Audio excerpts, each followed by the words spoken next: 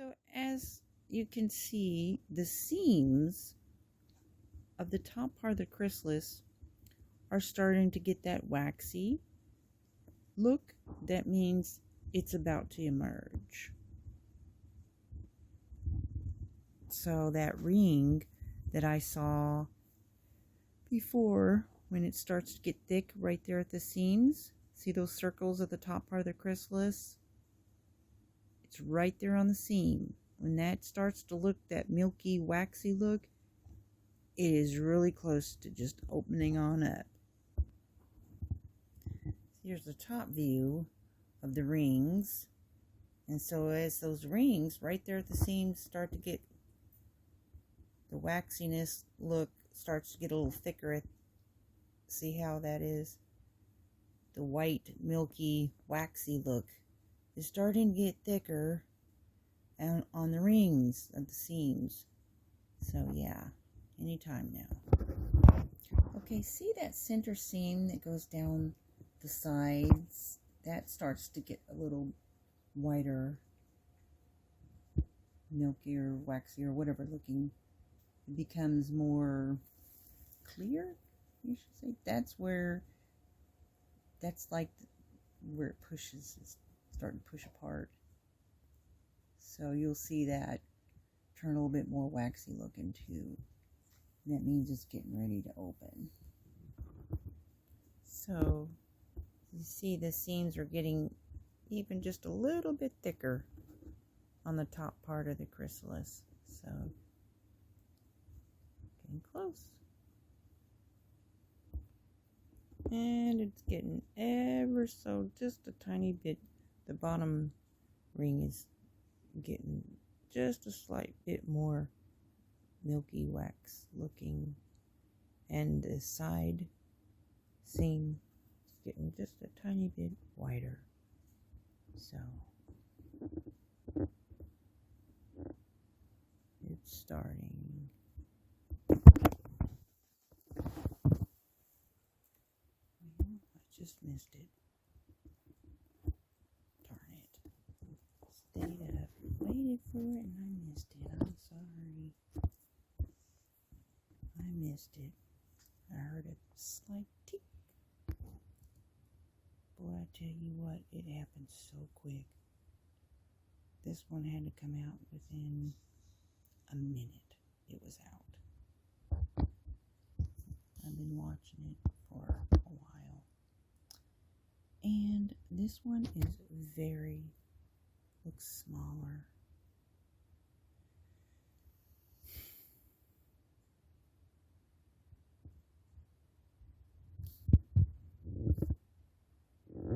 Smaller.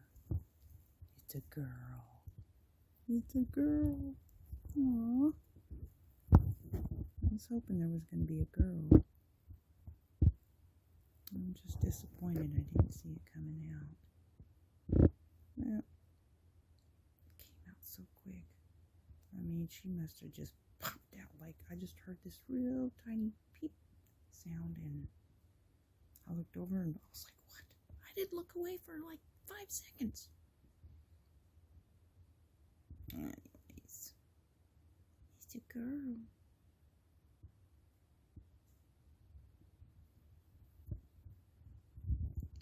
Very small. Try to show this side how small it is. And that's okay.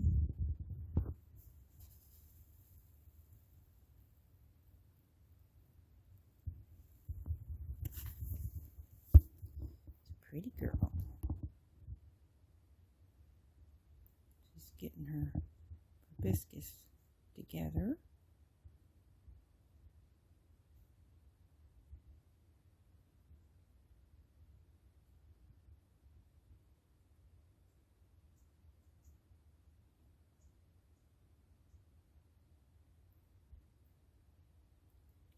Straight to business.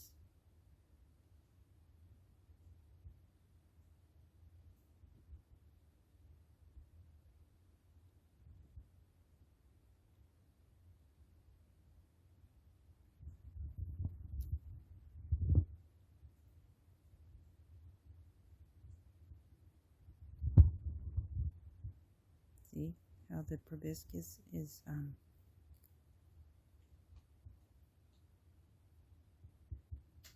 it's like a fork at the end, and she has to put it together and merge it so that it's not separated at the end.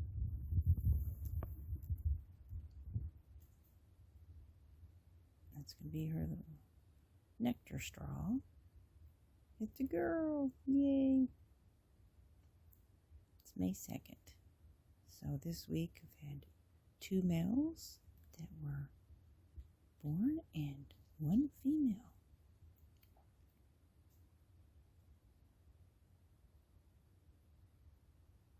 Hopefully she will be OE free. We'll test her before we release her. Yeah.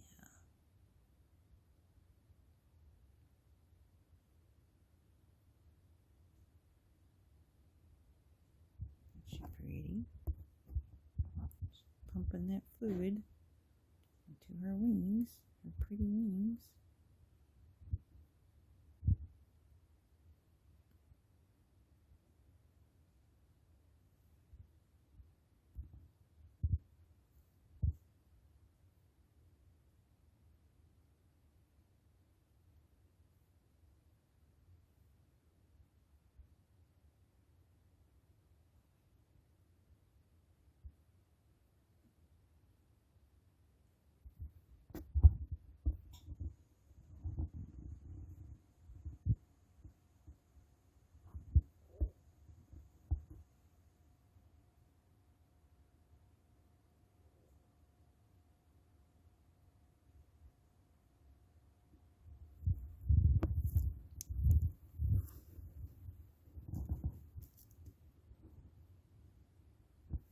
Pretty girl.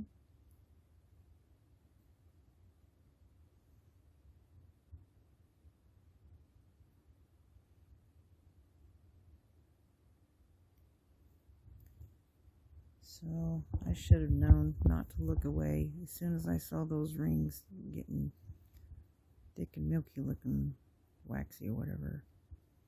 Don't look away if you want to, unless you have a camera set on it. But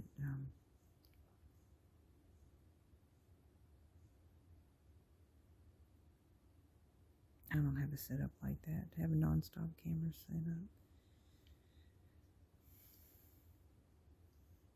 I'll tell you what, next time I'm going to put a camera on it. And as soon as I see the rings on the top of the chrysalis turn thick like that, I'll make sure I have enough storage in my camera to let it run for half an hour if I need to. I just can't believe how quick she came out. Usually it takes about 2 or 3 to 4 minutes. But, I mean, I didn't look away for a minute. And anyways, pretty girl. Pretty girl. She's swinging and pushing that fluid through her wings.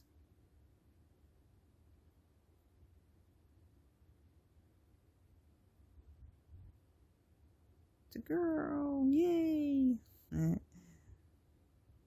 I was hoping for a girl because I've already had 2 males born this week. And this is the last chrysalis for the next probably 10 days, 10 to 12 days. So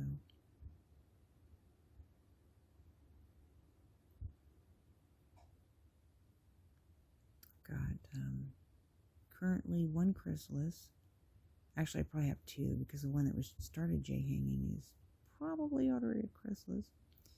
And then I've got a total of 10 caterpillars at different stages. So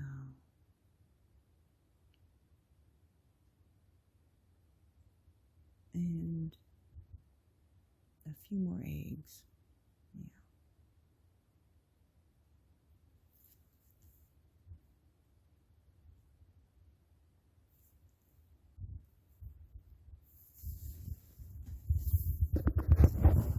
There we go.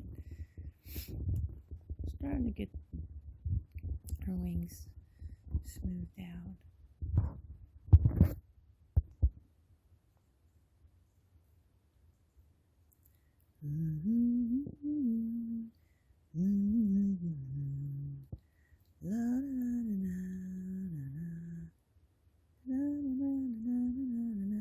So I am going to try to include some links with some U.S. wildlife seminars that they did in the discussion of OE and tropical milkweed. I know a lot of people are like, don't use tropical milkweed. And then a lot of people are like, well, just cut it down. And so, sometimes things are just going to be on two sides of the coin, and they're just going to be different. People have different opinions about it. But the professionals, as far as those that are involved in keeping up with the studies,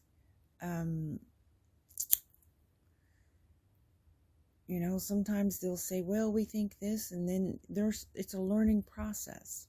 But I think one of the most interesting thing of the study that they did is they found that in comparing the tropical milkweed to the pink milkweed, the tropical milkweed, they said, had more medicinal benefits than it did having problems having OE. They said, they live longer because the tropical milkweed is more toxic, which gives them kind of a sense and ability to survive OE longer. However, they said on the same hand, if they survive longer, then they spread it more. So it's kind of,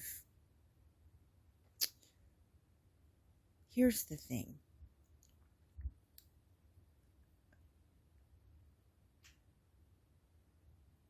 Everybody who is rearing, please bleach the eggs. Bleach them.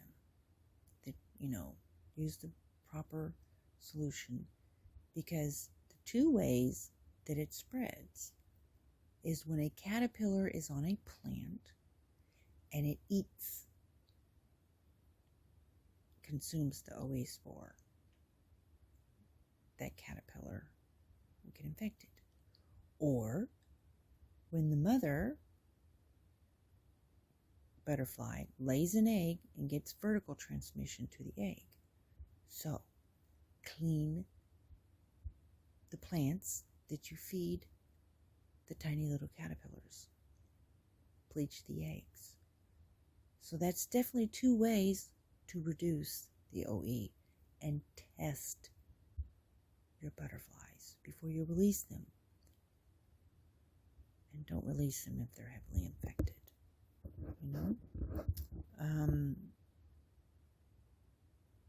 Currently, it's not on the endangered list. And I personally think one of the things that would help in getting things regulated, having things a little bit more unified, having, definitely, I agree with the Xerces Society that commercial releasing of butterflies, I'm aghast that they would be releasing monarch butterflies, a bunch of them, at one time at weddings and events like that. They shouldn't be doing anything commercially with monarchs because they should be on the endangered list. They're warranted for the endangered list, but they're not on the endangered list. And currently, Biden's administration is going to reevaluate that. So it would be really, really helpful if they would stop the commercial use of monarchs, okay? And regulate that, the citizen scientists, there needs to be regulation that, if you're going to be someone who rears monarchs, there needs to be regulation. 1, bleach the eggs. 2, properly disinfect. And 3, test for OE. That is how, these universities and the researchers and all, that's what they do, so if people are going to, contribute in that manner, what good does it do for people of the Midwest to do everything right and, take all the time to bleach, the eggs and the plants and test and then release them, only for them to go further down south, and they don't do that, or vice versa, So it's unity on efforts is really needed. So yeah, la la la la. She's a pretty girl. She's pretty. Oh my goodness, so pretty, pretty girl. Yeah.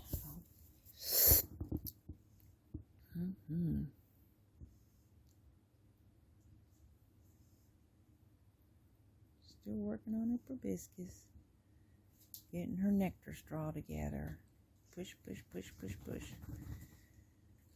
Making those two ends at the end of it merge together.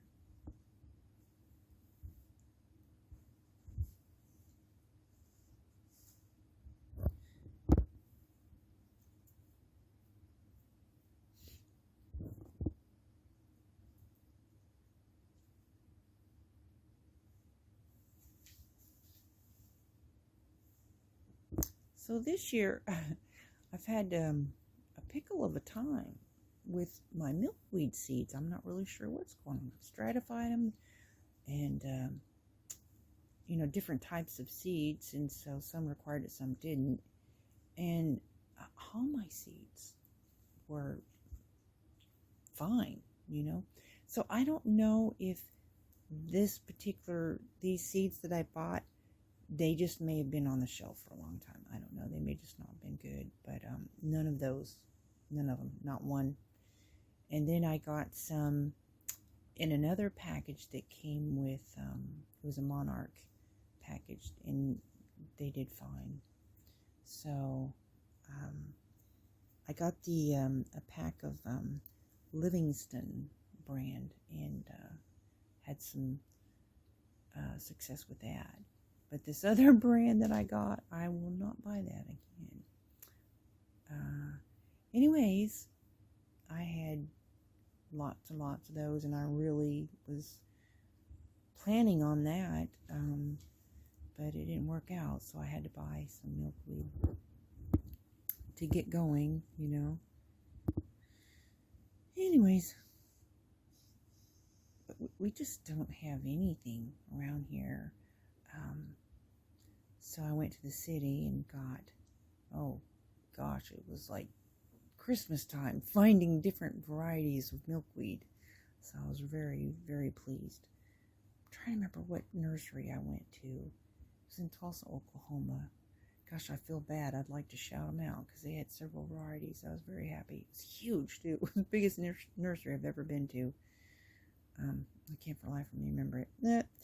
I have it in my phone, but anyways, they had some good varieties. Of course, I clean any plant that comes in that I buy. I don't know where they're coming from, and it doesn't matter, if I'm not growing it, it's going to be clean. So the plants, the food that the little caterpillars eat, I take the egg and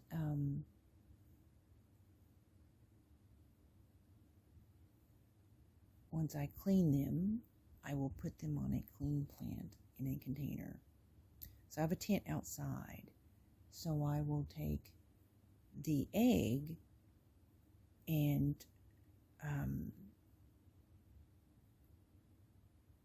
tape it to the leaf on the plant, so that when it hatches onto a live plant.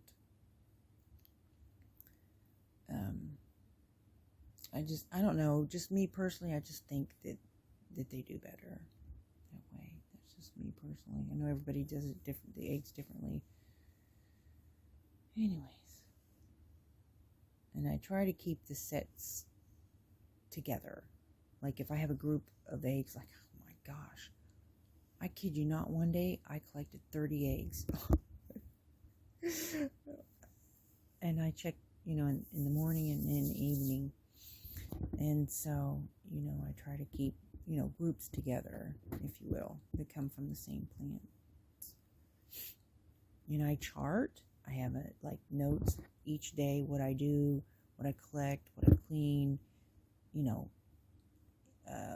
when they hatch, just, you know, I just chart, basically, keep notes. It helps me to keep track too. So I haven't really heard a lot of people talking about, like on YouTube or whatever, on how they're, you know, keeping track of their stuff. I mean, there's, I think, Mr. Mike Lund guy. I feel bad, I should know his name. But anyways, this guy that he does a lot of videos about, you know, monarch preservation, and I think he does a pretty good job. He's like my favorite monarch person on YouTube. And so, but I haven't really seen anybody about, you know, charting. To me, I don't know, maybe it's just me, to keep organized and keep everything, you know, like, how do you keep track? How do you remember which ones, you know? But I haven't really seen anybody talk about charting it. So, anyways, I guess I'm old, and it helps me to keep track better. But plus, when I test for OE as well, I tape, you know, that little tape where I look at the spores under the microscope. Well, I put another piece of tape over that to cover it, you know, and then I seal that. But I put notes on an index card, put all that in an index card. So if I do run into OE, you know, anyways, I just want to know where each caterpillar came from, which, you know, which plant, you know, which, whatever, dates. I think notes are just helpful. Anyways, that's me. So I think that she's got, for the most part, all the fluid through her wings, and she's just going to hang out for a few hours, and I'm going to end this video. And when it's time to test her and then hopefully release her, I'll do a video of that. It'll be in the morning. Well, I mean, morning times. Probably about, like, it's 6 a.m. now, so.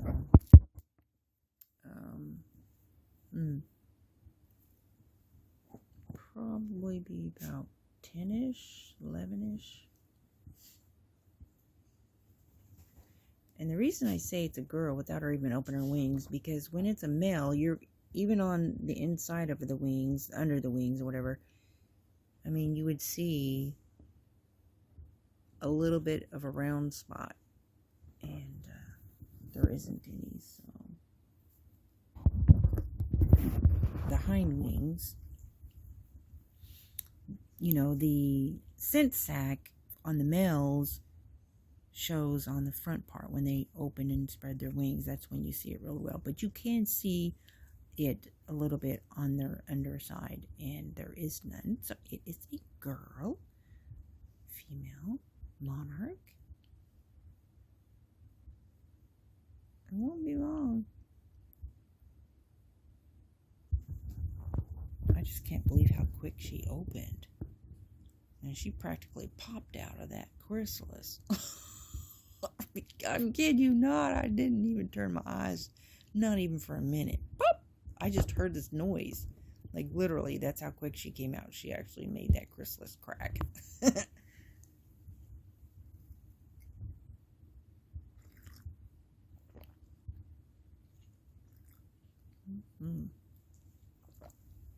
Please share this video. Not because I want views or anything like that. Just make people aware, and you know, at least tell people, share with them that please don't think that because they're not on the endangered list yet, they are considered endangered. The government has said, yes, they are endangered. They are warranted to be on the endangered list. However, we are short of funds, and they have so many species that are going extinct that they just, I don't know. I mean, I think pollinators are super important in our earth, but you know, it's sad that the Xerxes butterfly went extinct, and you know, it's anyways, but Biden administration there's a petition. I'm going to put the link in the description of this video and every platform that I upload it. Please, please, please sign that petition. You know, just the more, that's what they're wanting. They're wanting to hear from the people, and it's like, you know, it's the timing is of essence, as the saying goes, because they're considering it. Biden's considering putting them on the endangered list, and this petition from the U.S. Wildlife, please go in the description and click on it and sign it and share it, please. Please, please, please. I mean, take a minute of your time, whoever's watching, and take that link and just share it. Put it in text messages, put it in emails, put it, you know, anywhere, like, you know, on your social media platforms or whatever. Anywho's, please don't think that just because maybe this last year their numbers went up, that could, you know, doesn't mean that, I mean, we've got to do our part. So, anyways, it's a girl.